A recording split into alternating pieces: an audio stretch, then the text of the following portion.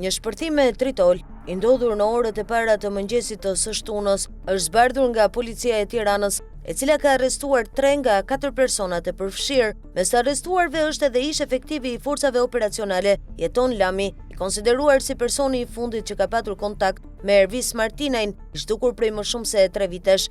Bashkë me Lamin janë arrestuar edhe Florin Domi dhe Flogert Mezhika. Nga raportimet mësohet se 3 të arrestuarit i kishin vendosur një gjop 500.000 euro pronarit të Godinës, Sajmir Sina, i cili është emigrant në Itali. Sina ja kishte lënë në ambientin me qira Klodian Muratit dhe Benar Delezit, punëtor që kishin ngritur një restorant peshku. Por duket se Lami dhe 2 të arrestuarit e tjerë nuk ishin dakord për këtë marrëveshje qiraje, duke kërcënuar pronarin e Godinës. Nga raportimet mësohet se mes grupit të arrestuarve dhe 2 punëtorëve ka patur njohje dhe mosmarrëveshje të mëparshme, çka duket se ka shërbyer si burim konflikti. Dhe për këtë arsye e kishin paralajmëruar se nëse nuk i largonte ata nga lokali, do duhet u jepte atyre gjobën prej 500.000 eurosh.